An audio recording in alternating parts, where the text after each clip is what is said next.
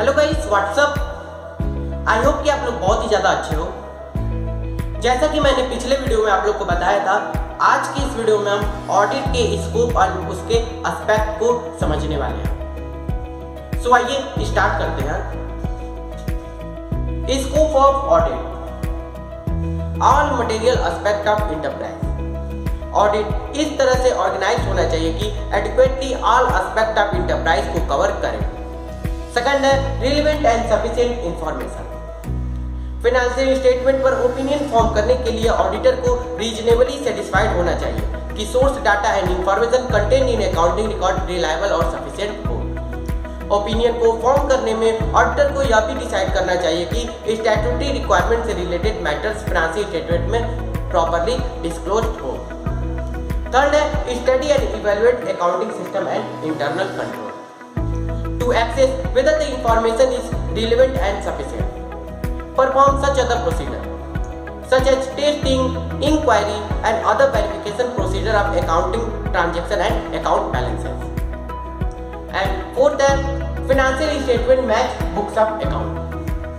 Financial statement को accounting record and other source data से compare कराते हैं to determine क्या relevant information financial statement में properly disclosed है।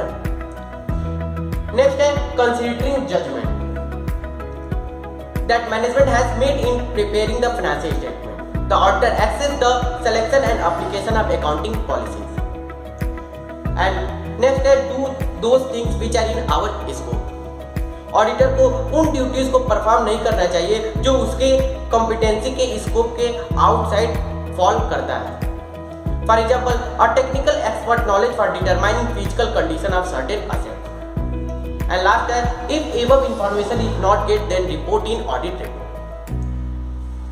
ऑडिट के स्कोप पर किसी भी प्रकार का अवरोध जो ऑडिटर को क्लीन ओपिनियन देने से रोकता है उसे ऑडिट रिपोर्ट में बताना चाहिए एंड अ क्वालिफाइड या डिस्क्लेमर ओपिनियन देना चाहिए। आइए समझते हैं aspects to be cover in audit. First है examination of accounting system and internal control. क्या यह बिजनेसेस के लिए अप्रोप्रिएट है और सारे ट्रांजैक्शन को रिकॉर्ड करने में हेल्पफुल है। नेक्स्ट है review all system and procedure. इस बात को फाइंड आउट करने के लिए कि वे एडिक्वेट एंड कॉम्प्रिहेंसिव हैं।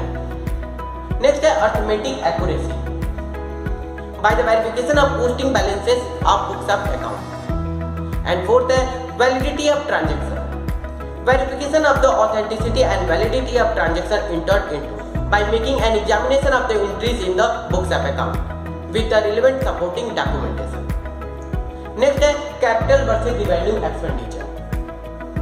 ऑडिटर को कैपिटल वर्सेस रिवेन्यू एक्सपेंडिचर के आइटम्स में प्रॉपर अंतर को जांच करना चाहिए और यह देखना चाहिए कि सारे इनकम एंड एक्सपेंडिचर के आइटम्स करेस्पॉन्डिंग अकाउंटिंग पीरियड में एडजस्टेड हो।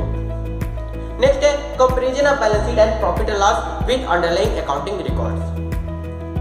And next है verification of the title, existence and value of assets appear in the balance sheet. Next है verification of the liabilities entered in the balance sheet. Profit and loss true and fair view दे रहा है। Checking the result shown by the profit and loss to see whether the results shown are true and fair.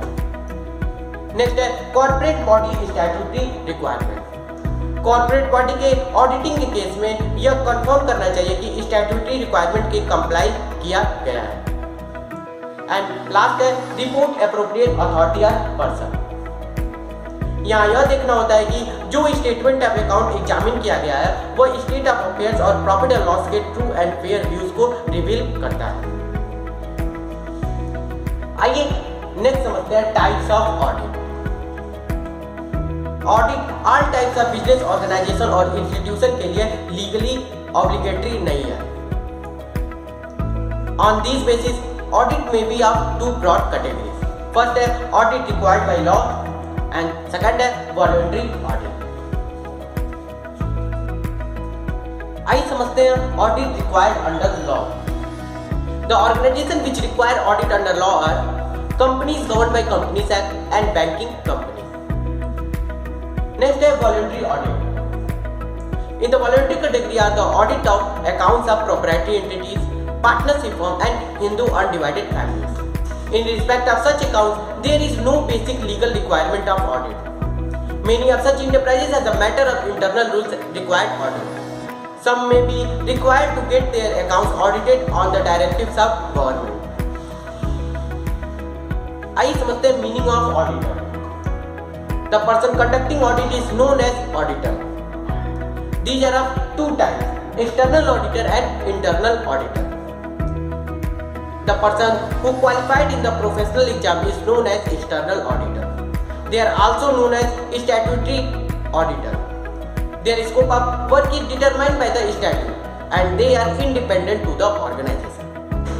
Next is internal auditor. The internal auditor may be professionally qualified or not. They are considered as independent to the organization. The scope of work is determined by the organization. So यह था concept audit के scope and उसके aspect का. आज के इस video में बस इतना ही. तब तक के लिए be safe and be careful. Goodbye and thank you.